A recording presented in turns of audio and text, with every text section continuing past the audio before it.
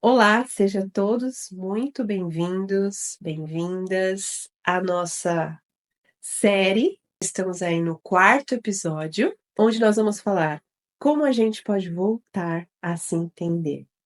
Eu, Renata Reis, e o Daniel Correia, vamos trazer aí, conversar um pouquinho sobre esse tema. Tem algo mais frustrante que amar alguém e mesmo assim não conseguir se sentir compreendida ou compreendido por essa pessoa? Essa é a nossa frase onde nós vamos começar aqui conversar, né, Daniel? Exatamente, sejam muito bem-vindos todos vocês a mais um vídeo. E falando, né, a partir dessa frase, como você colocou, Renata, a gente pode imaginar, né, será que tem algo mais frustrante do que sentir que por mais que vocês se esforcem ali dentro do relacionamento, parece que vocês estão falando em línguas diferentes, em idiomas diferentes? E dentro dos nossos atendimentos, a gente escuta isso o tempo todo, né? A gente se ama, mas a gente não consegue se entender. E para quem não nos conhece, nós somos psicólogos, somos terapeutas de casais e nós atendemos juntos. E é muito interessante a gente ter esse olhar tanto do masculino quanto do feminino para poder ajudar os casais a se entender. E por isso a gente acaba ouvindo bastante essa frase. Como que a gente tem observado isso, Renato?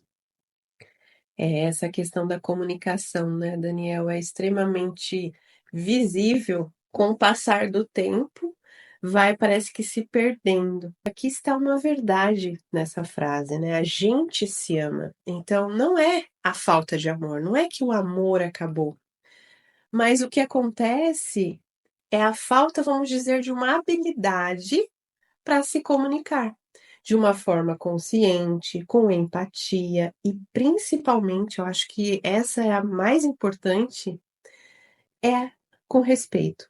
Então, trazer o respeito como base para a comunicação entre o casal. Porque quando as pessoas se sentem desrespeitadas, vai lá dentro, né, Daniel, numa ferida, em algo às vezes que tem uma situação, uma lembrança, uma memória, e não é muitas vezes ali, às vezes naquela questão específica que surge um conflito ou surge uma discussão, mas porque a pessoa se sente desrespeitada, muitas vezes não se sente ouvida. Então é muito delicado esse tema. E nós estamos aqui, como o Daniel disse, para trazer nossas contribuições para que a gente possa junto ir trabalhando essa questão da comunicação, não é mesmo, Daniel? Sim, sim, isso mesmo. E como a gente costuma dizer, né, que quando a comunicação falha na relação aí do casal, é o amor que sofre, né? Mesmo que ambos saibam que um ama ao outro, é difícil, né, de conseguir lidar com isso, de conseguir se sentir compreendido. Ou mesmo quando o outro diz que te ama, você ao mesmo tempo tem um lado seu que diz que sim, mas outro lado que diz que talvez. Enfim, o Marshall Rosenberg, que é o criador da comunicação não violenta, que é o método que a gente utiliza, não peguei livros aqui antes da gente começar a gravação, mas eu posso colocar agora na edição. Ele diz que por trás de toda acusação existe uma necessidade não atendida. Infelizmente, a maioria de nós foi ensinada a se defender em uma conversa e não a escutar. E por isso a gente tem muitas vezes essa sensação de não estar sendo ouvido, né? Porque a gente foi ensinado a se defender ao invés de se escutar. É bem por aí, né, Renato? Muito, Daniel. E também a questão de que nós não aprendemos aí no decorrer, né, da vida a nomear aquilo que a gente está sentindo. Primeiro a gente precisa identificar, né? O que eu estou sentindo? Olhar o contexto, que situação é aquela que eu passei que me trouxe esse sentimento, né? Essa emoção, para que eu possa aprender a lidar com isso. Porque raiva, medo, tristeza, angústia, enfim, são sentimentos, emoções que vêm dentro das situações, dentro dos relacionamentos.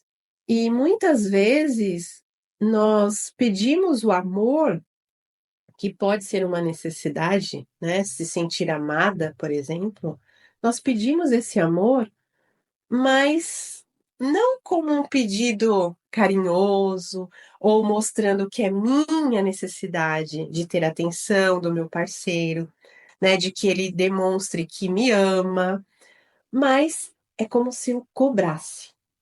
E essa cobrança, ao invés de unir, vai gerando um afastamento. E é nítido, principalmente atendendo mulheres, o quanto as mulheres que são mais, né, emocionais ali do que os homens que são mais racionais, elas vêm muito com essa demanda. Ele não me ama, ele não me dá atenção, e é uma necessidade que ela tem.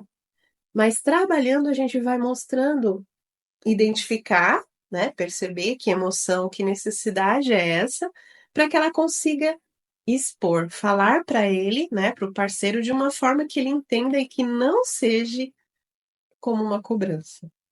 Dessa forma, o distanciamento vai diminuindo e a tendência é que o casal volte novamente a se conectar, a se aproximar. Isso fica muito evidente numa frase do tipo, você nunca me escuta, né?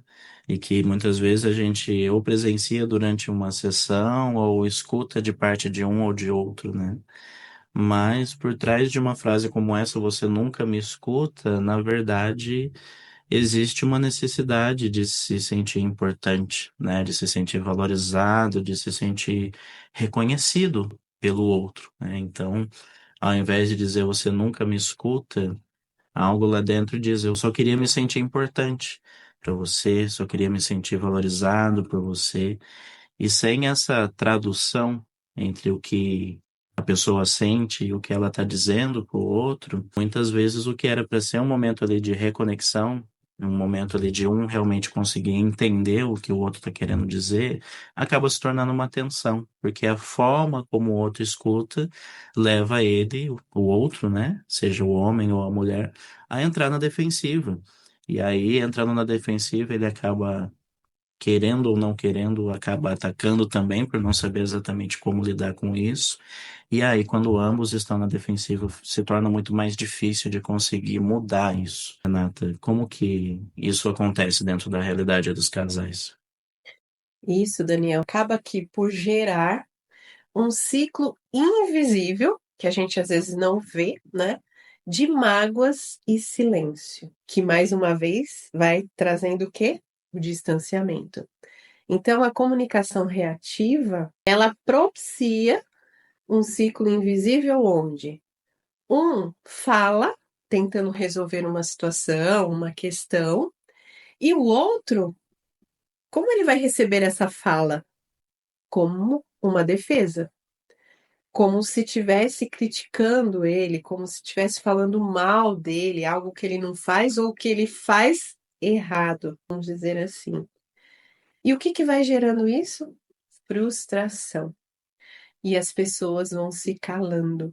Então, o casal se frustra com o que o outro diz, com o que está escutando, reage àquela situação de forma defensiva, reativa, muitas vezes com até agressividade. Uhum. E o silêncio, muitas vezes, eles acreditam que o silêncio é uma forma de resolver, só que também acaba esfriando a relação. Eu lembro, Daniel, que nós comentamos em alguma outra live anterior, até quando nós começamos pelo Instagram, que o silêncio é um recurso positivo para Sim, melhorar a comunicação, não é? sim. Só que a gente precisa entender como é essa forma positiva. Uhum. Não é todo silêncio, né? Não é todo, né? Porque o silêncio como um mecanismo de sair daquela dor, de não criar um conflito e, deixa, é assim mesmo, não dá para falar com ele ou não dá para falar com ela, não é esse silêncio que eu estou referindo aqui. É o silêncio de, nossa, eu recebi algo, tá difícil para lidar, digerir aquilo, e aí eu vou dizer, Me dá 5 minutos? Ou mais tarde a gente conversa, eu preciso digerir isso, tá difícil pra mim, ou tá dolorido pra mim, algo que é meu. E eu preciso de um tempo para digerir, mas depois o quê? Eu volto. Mas aí eu não vou voltar mais com uma reação defensiva, porque eu consegui entender e elaborar que aquilo muitas vezes tinha a ver comigo. Sim. É a relação do espelho, né, Daniel? Algo que um faz que vai reverberar no outro, mas é para o crescimento dos dois. Sim, sim, isso muda tudo.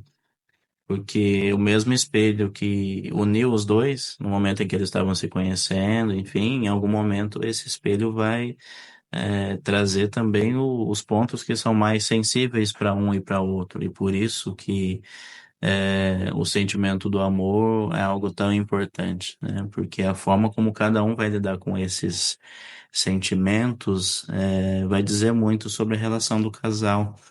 E muitos casais acabam se perdendo realmente nesse ciclo. Por isso que a gente costuma trazer aqui que o problema não está só em o que se diz, né? O que falar, mas como falar, como se diz dentro da conversa do casal.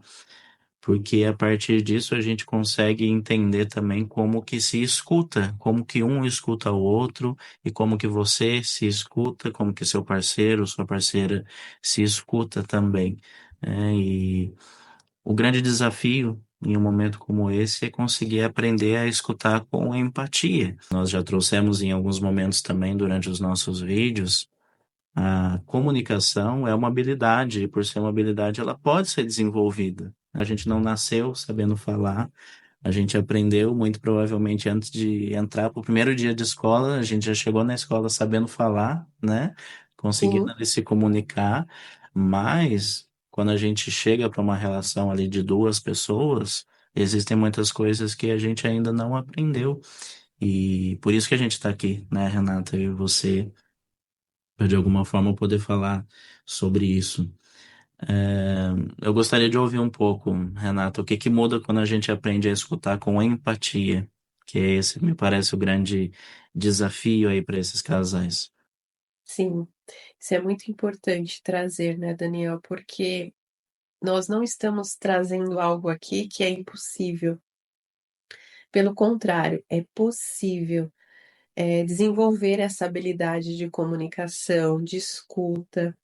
E a escuta, quando ela é treinada, ou seja, ela é aprendida, ela é desenvolvida com um estado de presença, então eu estou aqui presente, não só de corpo, né, físico, mas de alma. É como se eu deixasse tudo para lá, né, das outras coisas que eu preciso fazer, mas eu estou aqui, ouvindo, né, o meu parceiro, ouvindo a minha parceira. E com essa intenção de estar aqui, de ouvir o que o outro está me dizendo. Então, isso é extremamente importante e poderoso. Por quê?